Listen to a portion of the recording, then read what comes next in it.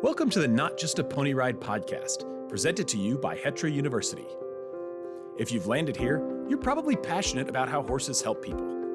This podcast is for anyone who helps others experience the benefits of horses or those who have experienced it themselves. If you're in the equine assisted services industry, we're here to help you. If you're here just to learn more, you're in the right place. Welcome to your community of like-minded people where you will hear stories, education, science, and explanations about how what we do is so much more than just a pony ride. And now, from the HETRA campus in Gretna, Nebraska, here's your host, occupational therapist and CTRI, Katie Ott. I have a hot episode today. The highly requested topic, the highly sought after thoughts on preparing for the canter. So this episode has some great perspectives because I have Shelby Schult, who is a CTRI and HETRA's program manager. She was our previous equine operations manager, so you might have heard her on the show before in that hat. But I also have Italia Rouse of Royalty Training, and she is a professional trainer here in the Omaha area. So between the two of them, they have tons of horse experience that they're going to share. And it's unique because Shelby is going to share with us the really adaptive riding, CTRI, equine assisted services side of this. And then Tally's going to break down how she looks at it from a professional lens with her trainees, her horses that are in training with her, as well as the riders that she has that train with her. So you're really going to get a well-rounded episode today and some really cool perspectives. You're also going to hear a little bit about HETRA's cantering checklist. So we use that to really be sure we have all of our boxes checked on skills that our participants are really ready before they lope off into their dreams. So listen in to hear about our checklist and then how you can get your hands on it. So we are going to share that cantering checklist with you. So tune in to hear how you can do that. Okay, I'm not going to make you wait any longer. Here's the episode. Enjoy. Thank you for joining me, both of you. I know you are busy horse people, so I appreciate you sitting down with me. Today, I have Shelby and Tally. They're going to tell us a little bit about yourselves, what your kind of credentials are, and who you are in the horse world. My name is Shelby Schult. I'm the program manager at HETRA in Nebraska. I'm also a PATH certified CTRI and ESMHO. I'm Italia Rouse, and I go by Tally. And I'm a professional horse trainer here in Omaha, Nebraska. I have been professional for the last 4 years, but have ridden and owned horses since I could walk. And so that's my credentials. Very good. Well, thank you for joining us. So we kind of have a couple different hats on this episode, and it's an important episode that I think a lot of people have questions about, and that is cantering. Okay, so preparing our participants, preparing our students, people we're training for the canter or the lope. So let's first talk about what is the canter, what is the lope, what does that look like?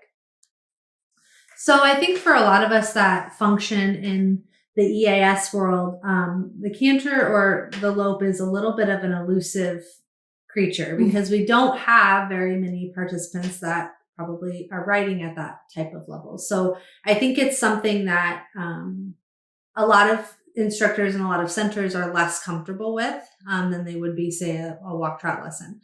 So for us in the EAS world, I think it's a little bit of an elusive creature. So hopefully everybody listening to this episode knows what the canter or the lope is. It's a 3-beat gait that a horse performs. It's faster than a trot, slower than a gallop.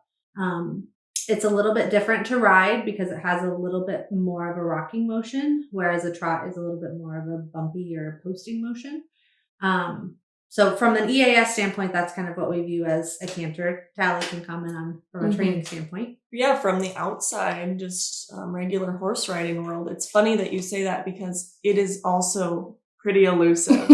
I get lots of clients, people, riders that come to me and are terrified of the canter or just never canter or it's just this thing that is could be considered the most advanced speed. I mean, it's not the most advanced exercise, but it is the fastest and it's where people lose balance and get uncomfortable.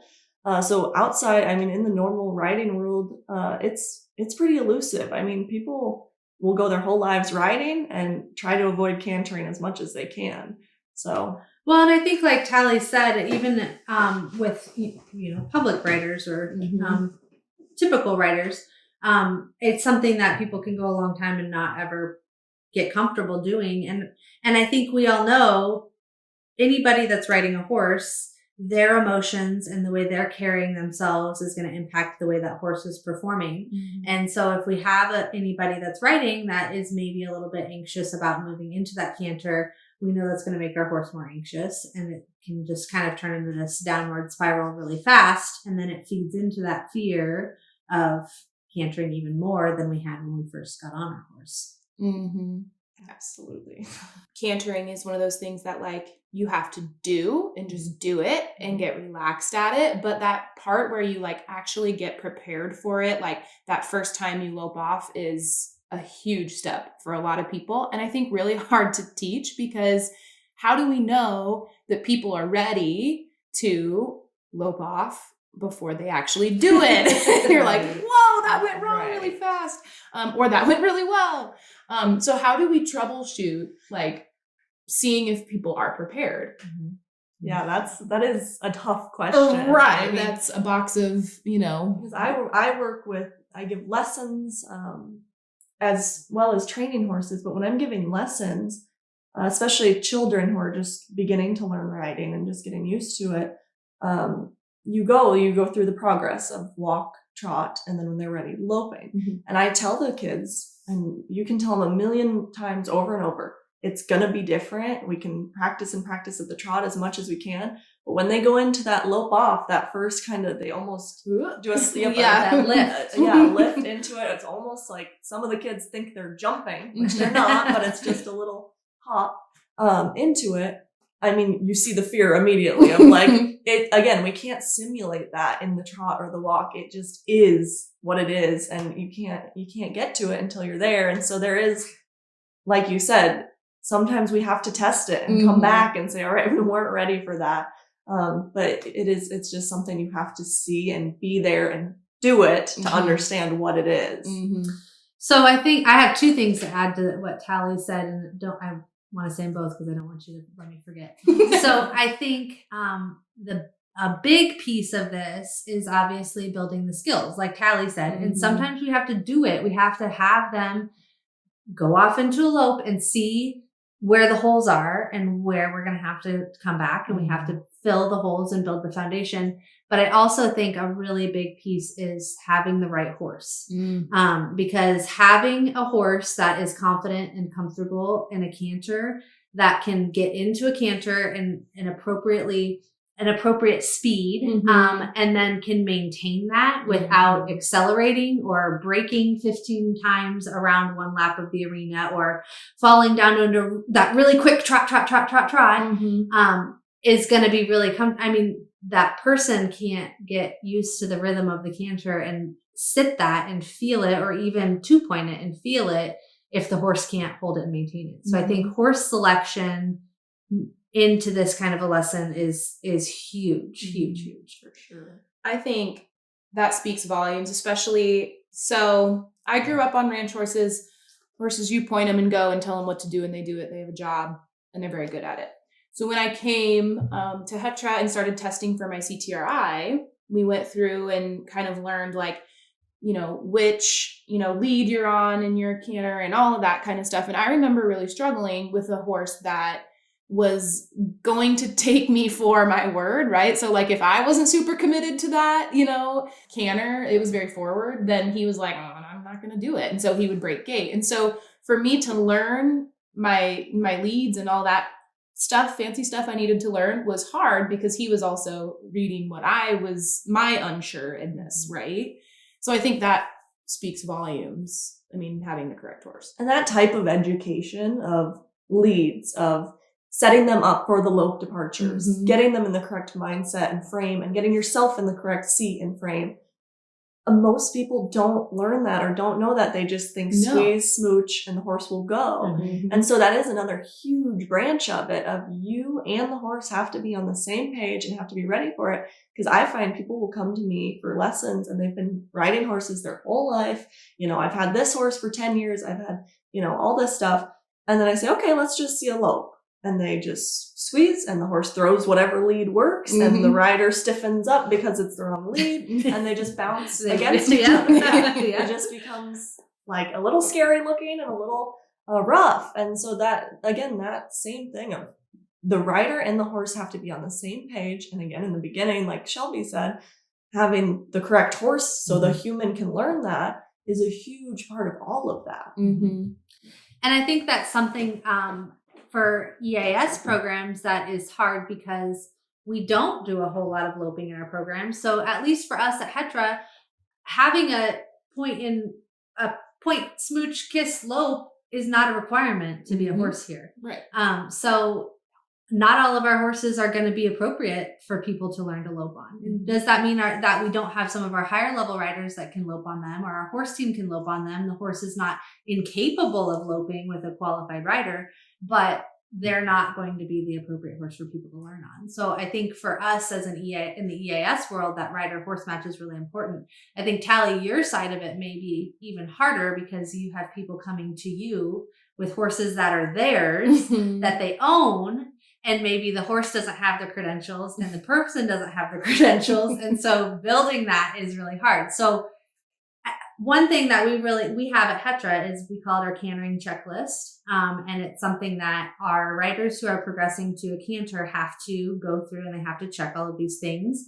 And we ask that they be checked off by basically a third party instructor. So it's not their normal instructor that checks them off. It's somebody else that comes in and looks at them and evaluates them. Because I think a lot of our instructors and our riders, we get into a normal routine, right? And we go, okay, well, this rider has a challenge with XYZ. And so we make adaptations to help that rider get through whatever XYZ is. And we figure out how we're going to get that rider cantering with those adaptations. But the third party may come in and say, well, wait a second, we really need to go back and fill this hole. So that's kind of a checks and balance that we use at HETRA that's really successful. And then the other thing we really work hard on is making sure that the riders that are progressing into the canter have very strong skills and are very comfortable moving all of the parts of the horse. So not only can they ride at a walk trot and control that horse at a walk trot, but we ask them to be able to do things like a forehand turn, a shoulder in, a shoulder out, a turn on the haunches. We practice a lot of different types of emergency stops so that when they do go into that canter, they have those pieces. It's not like, they hopefully do not feel like once their horse is cantering, they have no ability to stop their horse. They hopefully have all of these skills that we've built to allow them to maintain control. Right. I always say to my people, anytime you bump up speed, you are bumping up the difficulty. Absolutely. So if you don't have that control or that confidence, even, if you're nervous, anxious at the walk or at the trot, you're not going to have it at the lope, and you're not going to be ready for the lope. So I totally agree with you there. Yeah. And I have the cantering checklist that we use at HETRA in front of us. And so you guys know, listeners, it's a 15, there's 15 skills on our cantering checklist. And when the third party viewer looks at them, they rate them from working on it, almost ready, and then there's a completed correctly. And then the extra component to that is we want to see them complete that correctly at least 3 times. So we want to see some consistency in those skills, not just, you got it once and the stars aligned and you got that, half halt that one time. We want to see some consistency in those skills too. Right. And I think one of the things, so at HETRA, as the riders are progressing towards the cantering checklist, we try to transition them onto the horse that they're going to canter on as they're working through the cantering checklist. So they have a lot of opportunity to have multiple lessons on the horse they're going to canter on before they're actually going to canter. The horses at HETRA that we do use in our cantering lessons are highly, highly, highly trained. And they're just overall, all of our horses are good, but these horses are just really, really good eggs. And so we ask that this be completed 3 times because the rider may ask for a forehand turn and do it completely incorrectly. But if my sweet, good egg knows that's what they're asking for, he's just going to do it because that's what he thinks he's supposed to do, right? Yes. So we really ask that to see that correctly done 3 times so that we know it's not just the horse doing what they think they should do, that the rider actually knows that skill. Right. Yeah. And I love hearing all of this because I think we're thinking very similarly and working very similarly. Because you have your horses that are there to teach and they're there to learn or to help students learn. And so they know and they want to be good and they want to help. And so I may steal some of your things. Yeah. Like, let's make someone else watch this because I'm loving this. But they do. The horse, I mean, a child can be, and I use children as an example because that's what I'm thinking of in my lessons. The children usually ask incorrectly. But the horse can see the idea. I see where you're going with this. I see the poles on the ground. I know what the idea is, and they'll just do it. However, if I put them on a different horse or I change the environment, that may not be the same outcome. So I love the idea of doing it multiple times and doing it with, maybe a different instructor or of changing it up because, again, the horses want to help as much as they can. And we have to have those good eggs, those good horses, so that these riders can learn successfully without consequences. Right. And I like the way you phrase that. We have our horses that are teachers because we do. We all know we have those horses who come to us and they are the teachers. They know all the things. Their job is to teach the people the things, right? But then we have those horses who are maybe our intermediaries, our step-ups, who they can do all of the things if they're asked correctly to do it. But they're going to have a question mark at the end of their... It's maybe more of a conversation about what's going to happen. And so I think I really like the way Kelly worded that we have our horses that are teachers because we do. We absolutely do. I think an important part of that too is that at HETRA we have a horse team that regularly schools our horses in the walk, trot, canter if they have that, if those horses have that in their wheelhouse, so that they are constantly practicing that. And even if we only have a couple handfuls of riders that are riding at that level, our horses are always prepared for that, should that, be part of their lesson. A big thing on the training side is people don't lope because they're nervous, they're unbalanced, they're unconfident. So their horse does not lope. The horse does not get used to loping with a saddle or with a rider. Of course, a horse is going to go lope if they're in a pasture, if they have open space, they're going to lope. But when we don't do it with the saddle or with the rider, or even if the horse is stalled all the time and very rarely gets to lope, you're only making it worse the longer and longer and longer it goes on like that. So I get a lot of people that are like, this is my horse. Me and him don't lope. We trail ride, we walk, we trot, maybe sometimes. I never ever lope him. But now I'm ready to lope and it's been 10 years. And if you even ask that horse for lope, he's just going to say, I don't know what this is. I don't even know what you... So it is important that with those horses, we kind of, whether it be on the ground with a different rider, with an instructor, they have to get that loping in somewhere so that when the rider is ready, they are also ready because it's a huge thing for the horses as well. Well, and I think like Tally said, the balance. So, it's one thing for a horse to lope out in a pasture, but it's a whole other thing, like you said, with the tack and the rider. Because if that horse can't balance themselves underneath a tack and a rider, and then we put a beginner rider who we know is not going to be balanced, now we have unbalanced and unbalanced. And in the EAS world, we know that that's just the whole thing just compounds on itself. So I think, like Tally said, having that horse be really comfortable with the canter, and like and like Katie said, at HETRA, the horse team that schools the horses, we do cantering with horses so that they are balanced, and that if we are ready for a rider to move to that, the horse is ready. Yeah, because everybody knows that when you start to learn the trot, or you start to learn any skill, really, you're going to be a little unbalanced until you figure it out. So if our horses aren't ready for that unbalanced weight, then it's not successful for anybody. So I thought we would just choose like a handful of the items from the cantering checklist, and we can kind of talk about it a little bit, why it's important to, towards, getting ready for the canter. So let's talk about, which one do we want to do? How about being able to bend their horse around corners and ask for a bend when circling? Why is the bend important for learning how to canter? on the training side, Mm-hmm. the bend is so important because you get a lot of horses that have never been asked to bend, and so they're very straight. Their head points somewhere to go, and the body just follows behind.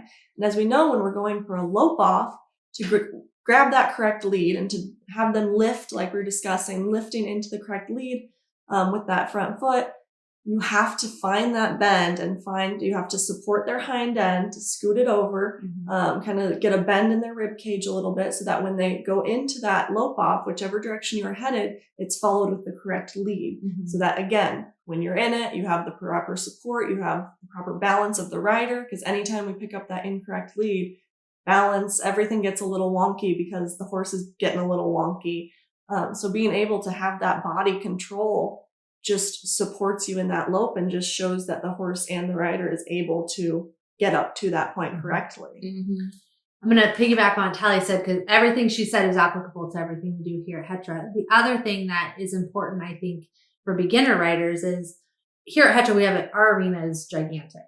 And I think it's really important that the rider is able to control their horse and maintain a bend on a 20 meter or 50 meter circle and hold that circle through a trot, because I don't want my rider the first time they're cantering to go cantering all the way down 120 foot rail on a straightaway, right? Because we're going to have a problem. I want them to have that horse in a proper bend, be able to ask that horse into the lope, just like Tally said, supporting that horse's hind end, getting them into the correct lead, and maintain that bend on a circle in an environment where they're going to feel like they're controlled, and that horse is going to be able to balance themselves and keep themselves on that bend. Right. And like when I'm training a horse, so this isn't even, a green or uncomfortable rider. This is me who I've been riding and training. And if I'm on a young one, a colt, anything like that, you find anytime you open up the space, you give them a straight line, you're out in an open field. Anytime you widen their space, you find they kind of lose control. It's like a toddler in a candy store. Yeah, they're like, I'm not sure where to go. I'm not sure where to head. I'm not sure what speed I should pick up. And so things kind of go AWOL once you open up to a straight line. So having them in that bend, in that circle, it gives them a confined, comfortable space to work, get comfortable on whatever it is you're working on. Like for today, it would be the lope.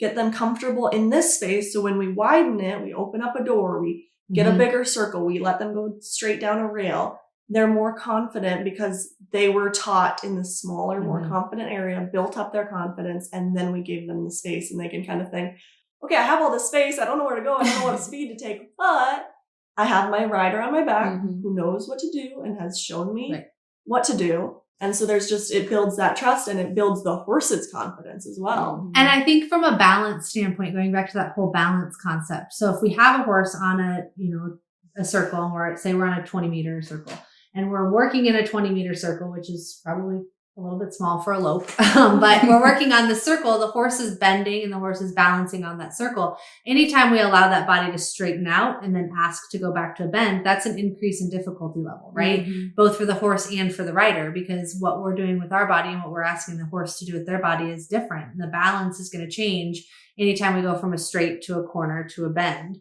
So if we can start on that bend, then we can eliminate some of those factors to it.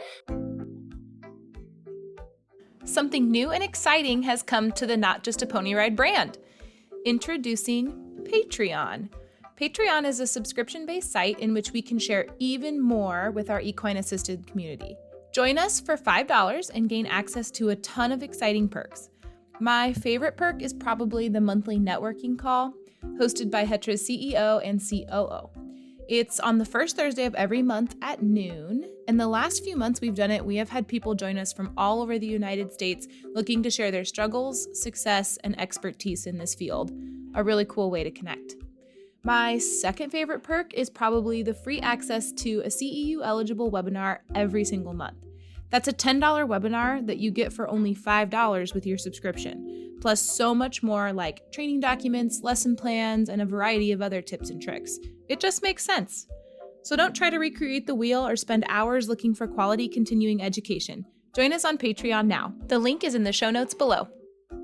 To do when I start some riders cantering, and you have to have the appropriate horse for this, is I like to start them on a lunge line. I was just going to ask that. Do we ever start them on a lunge yes, line? where I have the instructor or volunteer, somebody is on a lunge line with the horse and the rider's on the horse. And I think that helps maintain that bend. Obviously, we're not getting the bend from the lunge line, but it helps kind of contain that movement. And it also, I think, allows riders to feel like they don't have to be focusing on 5 million things, right? So we still want our riders to focus on controlling our horse because that's number one, safety important. But if they don't, that horse isn't going to run into the wall, right? Or run out the gate or, you know, do something wild. So I think that really eliminates some of that challenge with it too, is starting them on a lunge line. And my question too is that, do we always teach, you know, when we're getting ready to teach the canter, are we expecting that our riders understand leads and the correct leads right away? Or are we working on straight lines and maybe just working on that canter departure? I don't, but I trust that my horses do. Okay. So when I'm teaching a canter, so if I'm teaching a person to canter for the first time, I don't necessarily expect that that person is going to know how to identify their leads and feel their leads when they're first going into the canter. But I am going to rely that my horse knows well enough and my horse is experienced enough that my horse is going to pick up the proper lead every time that rider asks them to, especially if they're on a bend or on a lunge line. Because I think, just like you said, when you first canter the first time, you're just focusing on staying in the saddle, staying in the saddle and controlling your horse. So if you're learning on a horse that doesn't know the proper leads, it's going to make it way harder than it is if you are learning on a horse that knows you can't feel the wrong lead if you don't even know what a canter feels like.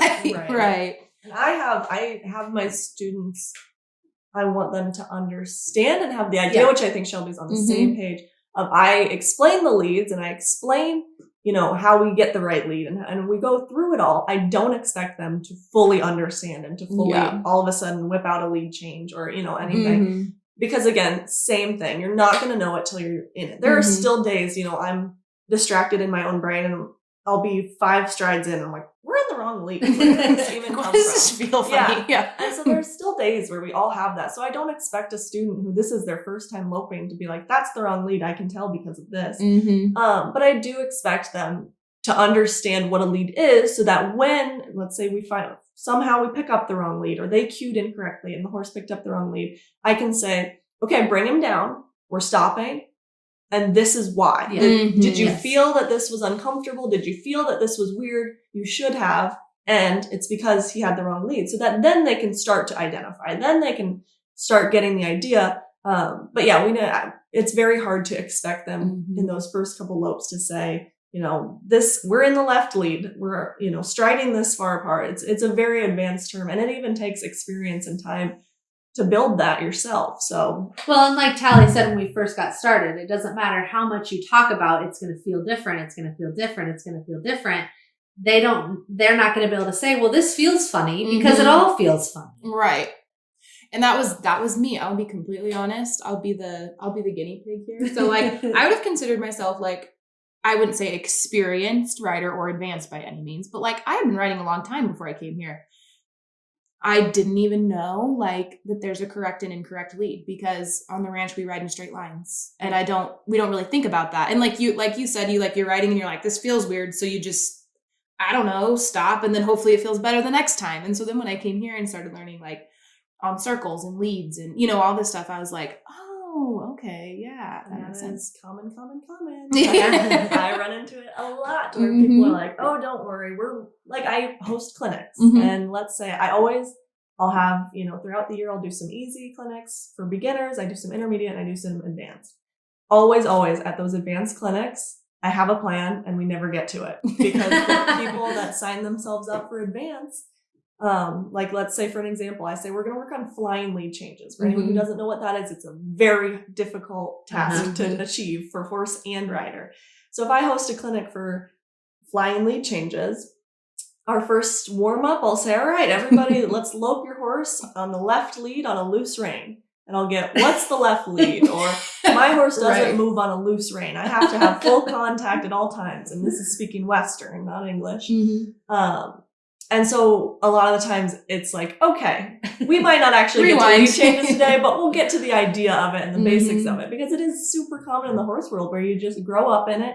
your grandpa, your mom, whoever taught you what they knew, Mhm. and you just go. And so I do lately in the horse world, clinicians and trainers and taking lessons has been so normalized and so Mhm. has grown so big. I love it because we're seeing less of it. It's still very common, Yeah. but we're starting to, it's not shameful to get help. It's not Right. shameful to go take a lesson. So it is getting better, but it is very common where people just don't know what they don't know. Exactly. Okay, let's break down another one. How about demonstrate the half halt effectively?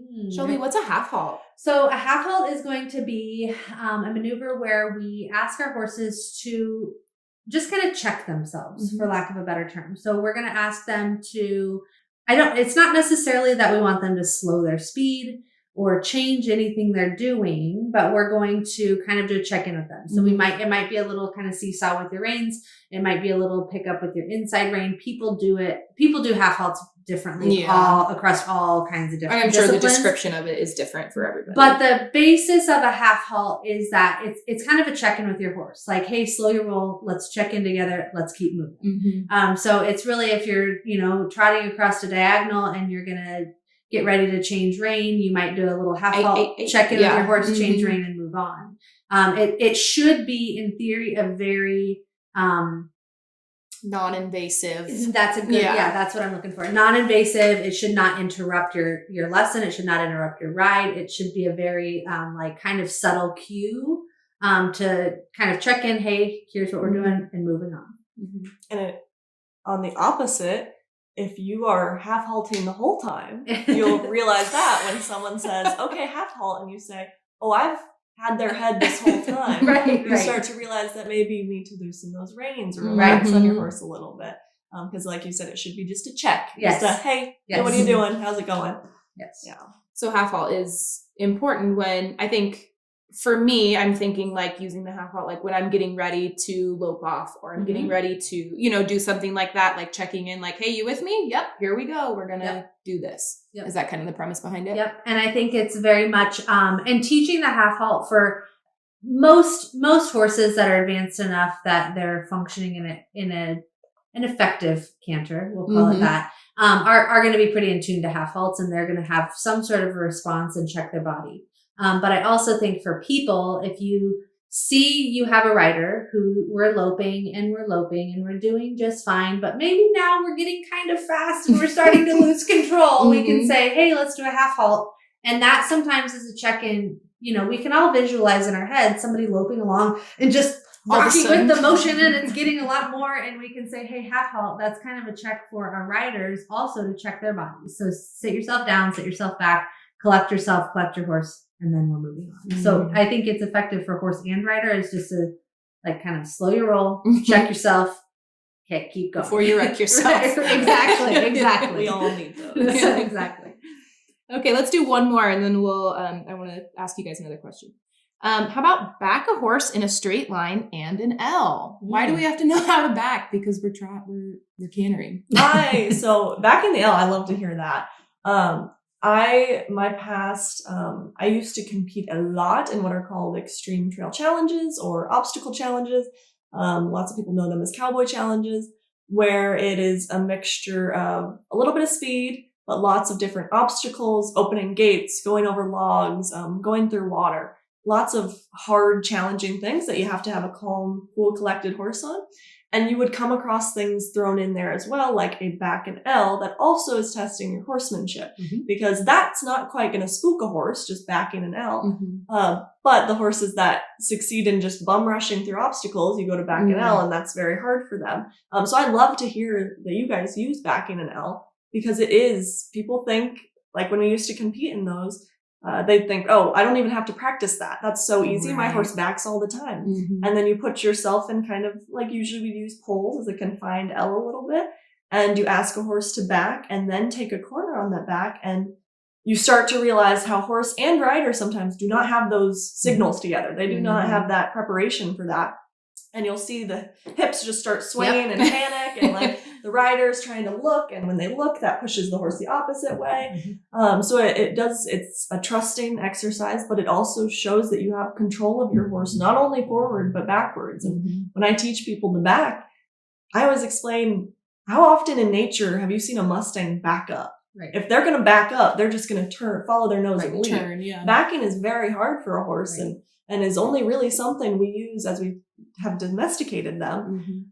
So if you're able to get your horse not only to back smoothly and just back straight in a line, but you're also able to control and kind of manipulate their body to back at an angle, at a circle, whatever it is, that's showing major control over your horse and your body as well. And I think as we translate that, Tally did a really good job of explaining why that's important for horses. And I think as we translate that up to a rider, it's the same thing. It's managing that horse's body in a sequence of maneuvers that are unnatural, but are going to require a high level of skill. So we can back our horses in a straight line. So two of the other things we ask people to be able to do is to do a turn on the haunches and a turn on the forehand. Well, we're going to use those same steps and that same pattern to get a horse to move their hips around an L as we're backing, but that sequencing is going to be a lot quicker, and it has to be a lot more smooth and efficient. So the backing of an L is going to really increase and bring awareness to the instructor of how effective is that rider communicating and using their aids for that horse. So if we can back the straight line, but then we get to the corner and we are, it's kind of choppy and we're moving around the corner, we know our aids are probably still not very effective. So we're not able to use the outside leg to move the hip, the inside leg to push the shoulder. We're not able to maneuver those reins in the way we need to make that transition really nice and smooth around the L. That we need to probably be working a little bit more on using those legs and those aids in sequencing patterns in motion that are going to be more applicable to the canter. So maybe we need to work on bringing that leg back to control the hip. So when we ask for the canter, right, we're going to bring that outside leg back. We're going to support that outside hind as we push that horse into the canter. But we also don't want that horse canted and swinging their hip inside as we go to that canter, right? So we have to use that inside leg to help keep that shoulder up. And that goes back to the proper bend. So if we can't do those things and use our body at a very, very slow, controlled pace of backing an L, we're probably not ready to use those parts of our body and control that horse at a canter. Right. I love all of that. And I think I love especially the, Tally, when you brought up about how horses they don't particularly love to back up a lot, So it's like, do you have the confidence as a rider to kind of be assertive and say, these are my cues. I know my cues. Your horse is trusting you that you know what you're doing and you can back that L effectively, because it's the same thing when you go to lope off. Does your horse trust that you got this and you know where you're going? And it's kind of a mindset thing too for the horse and the rider, I think.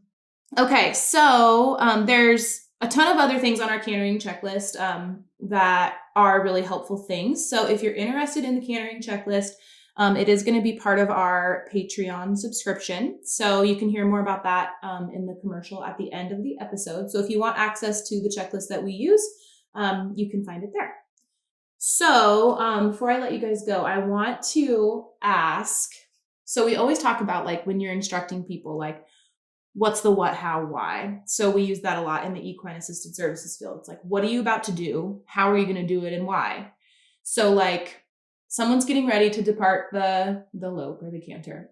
I want to hear what you would say to your rider to help them with that first departure.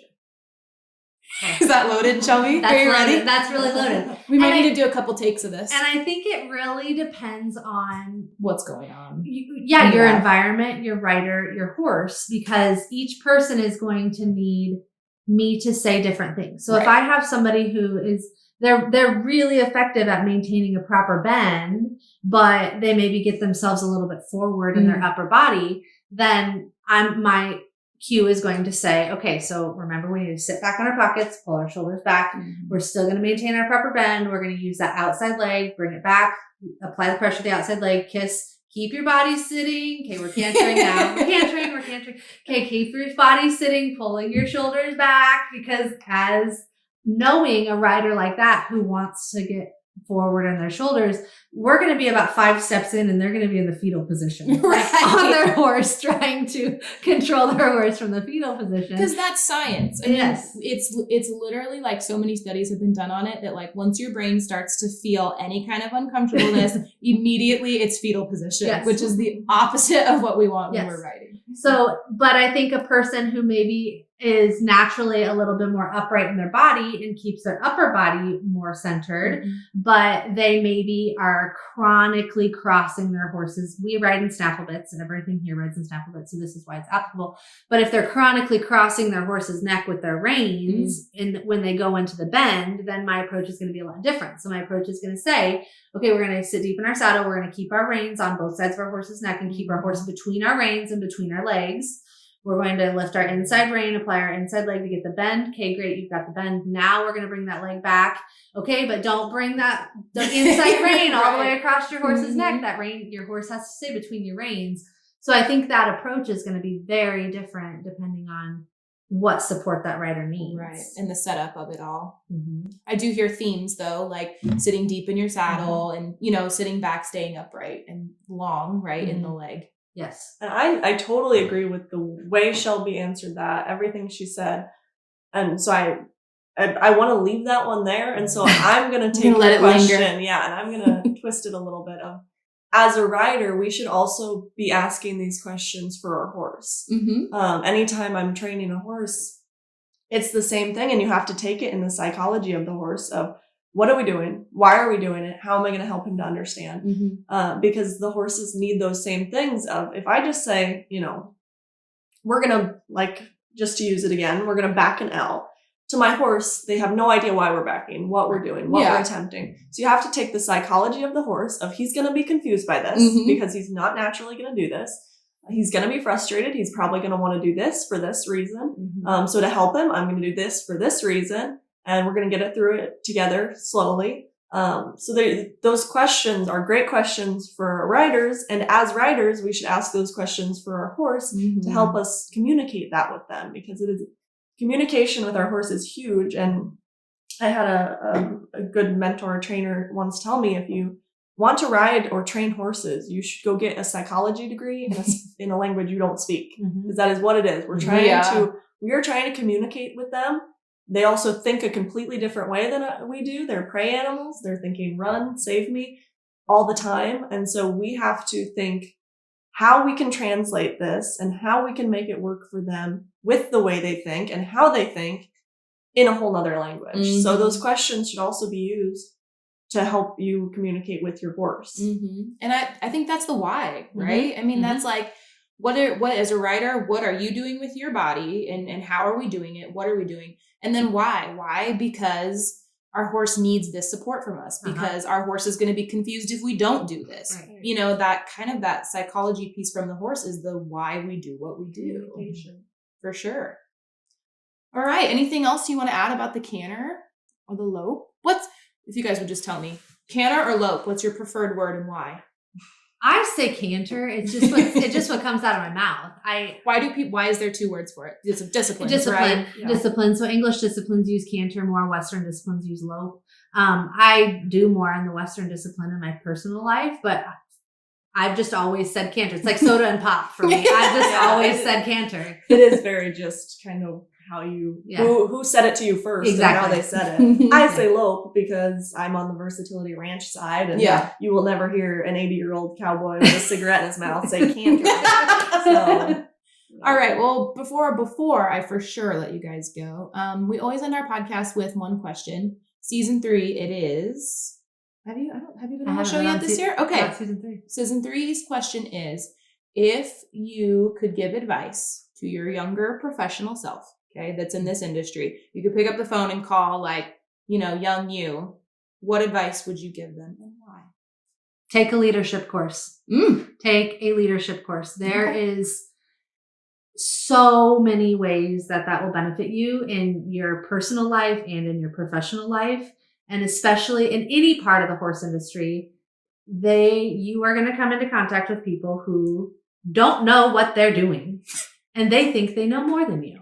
So take a leadership course and figure out how to navigate those things tactfully. Because I think the horse industry is a small industry. The EAS industry is even smaller. And being able to conduct yourself tactfully and the ability to look at the big picture, the ability to understand things from multiple perspectives. It's something, I think it's something most people lack unless it's something they have actively tried to better themselves in. And I'll say that forever. Take a leadership course. Better yourself, take a leadership course, find some way that you can improve your emotional intelligence, your social intelligence, your some sort of communication skills. I love that. Okay. Yeah, especially as a woman in this industry. Yes. I hate that we have to say it. But I knew this, I've always known this, but there have been times in my professional career where, and as anyone would probably agree, there are moments I was overconfident or cocky or, thought I knew it all. And I'm constantly reminding myself always, never stop learning. Always educate yourself.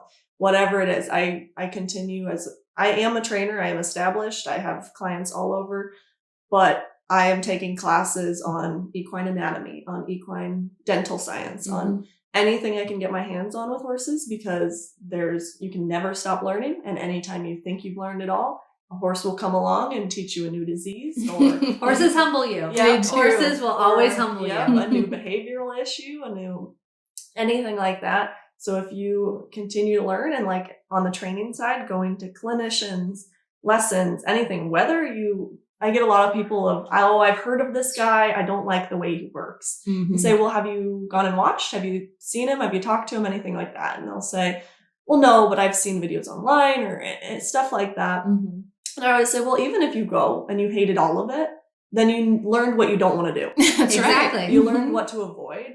So you'll always learn something, and you may find one tiny gold nugget in there that will change the way you think about your horses, or will change the way you work with your horses. You change your perspective on something. Exactly. So always be open-minded and always be willing to learn and be educated, because none of us know it all, and none of us will ever know it all. And again, if we think we do, a horse will come and hit us in the back of the head and say, nice try. So never, ever, ever stop learning. Yeah, absolutely. Very good. Well, thank you both for taking time out of your busy day to sit down with me. I think this will be a really, really great episode for a lot of people. So if anybody has any questions, any follow-up stuff, I'll leave all of that link in the show notes below. And then don't forget about the cantering checklist. If you want access to that, that will also be through our brand new Patreon page. So thank you, gals. Thanks, Katie. Thanks for listening to another episode. Until the next one launches, stay connected to our community by joining the Not Just a Pony Ride Facebook group. There, we share exclusive educational content, answer your questions, and review new and exciting developments for the EAS community. Don't forget, if you have suggestions for future episode topics or a lead on a great guest that you think our audience would enjoy, click on the link in the show notes or visit us at hetrauniversity.org. This podcast is presented by HETRA University, an educational arm of the Heartland Equine Therapeutic Riding Academy. HETRA University's mission is to provide high-quality educational offerings to our participants and the EAS community. If you'd like to help us work toward our mission, you can make a donation by visiting us online at hetra.org. Again, I can't thank you all enough for helping HETRA change lives one stride at a time.